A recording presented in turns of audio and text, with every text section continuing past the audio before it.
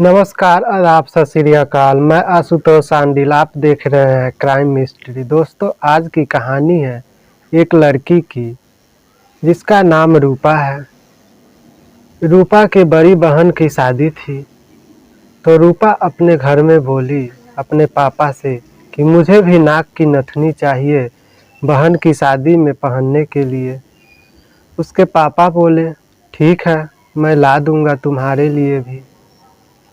तो रूपा बोली, नहीं, मुझे अपने पसंद का खरीदना है। उसके पिताजी बोले, ठीक है, मैं पैसा दे दूंगा, तुम अपने पसंद से खरीद लेना।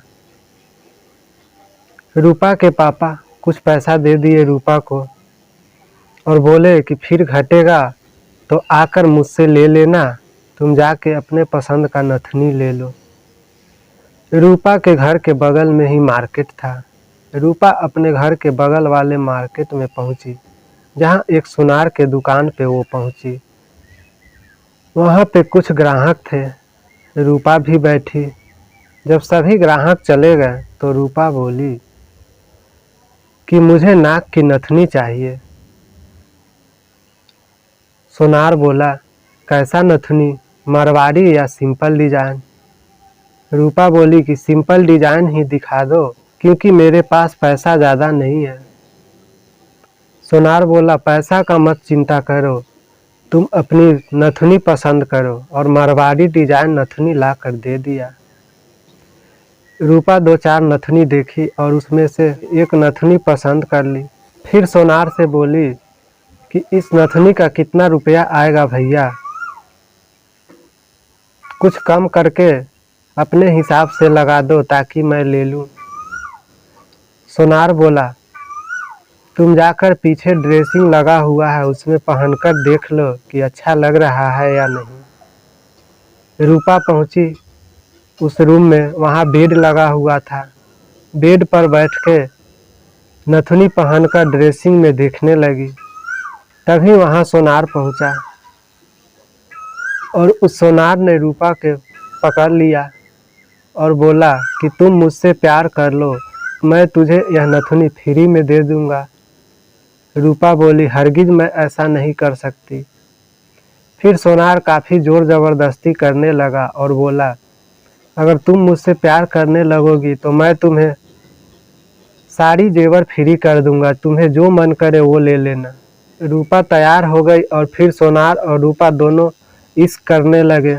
कुछ देर बाद रूपा और सोनार दोनों दुकान पे आकर बैठ गए और रूपा को सोनार नथनी दे दिया। रूपा लेकर अपने घर चली गई और अपने बहन को जाकर पैसा दे दी और बोली, सारी बात बताई और बोली कि तुम पिताजी से ये सब बात नहीं बताना और ये पैसा पिताजी को लौटा देना।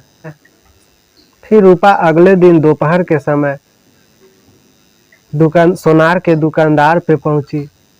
वहां पे कोई नहीं था, दोपहर का टाइम था, दुकान खाली था। रूपा को देखकर सोनार काफी खुश हुआ और रूपा को लेकर सोनार पीछे चले गए। दोनों आपस में बात करने लगे। तभी रूपा के पिताजी उसी दुकान पे पहुंचे। मार्केट पास था तो रूपा के पिता भी वहीं पे पहुंच गए कुछ सामान लाने के लिए।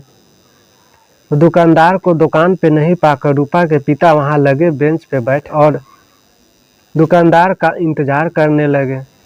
तभी पीछे से दो आदमी की आपस में बातचीत की आवाज़ सुनाई दी। वो वहां पे पहुंच गए दुकानदार को ढूंढते हुए। दोनों को आपत्तिजनक स्थिति में देख रूपा के पिता चौंक गए और रूपा को देख इस अवस्था में काफ़ी अचंभित और गुस्से से लाल हो उठे। पास में रखे डंडा उठाकर सोनार पे वार कर दिए। रूपा मौका की फायदा उठाकर वहां से निकल पड़ी और अपने घर आ गई। सोनार को काफ़ी चोट लगने से सोनार अधमरा सा हो गया और हो हंगामा की आवाज़ पाकर वहां पे लोग इकट्ठा हो गए। लोग उसको उठाने लगे, तब तक सोनार वहां पे चोट के कारण मर चुका था। उसी में से किसी ने पुलिस को फ़ोन कर दिया। पुलिस भी मौके पे पहुंच गई और मामला की जांच पड़ताल करने लगी। जांच पड़ताल की तो रूपा के पिता को दोषी पाया गया। फिर रूपा के पिता को पुलिस ने गिरफ्तार कर लिया और उसको जेल में डाल दिया। तो दोस्तों कहानी कैसी लगी आप अपनी राय कमेंट बॉक्स में ज़रूर दीजिएगा।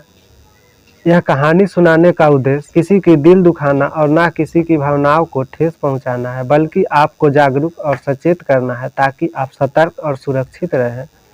मिलते हैं फिर नए वीडियो में नए कहानी के साथ। तब तक के लिए रखें अपना ख्याल। जय हिंद, जय भारत।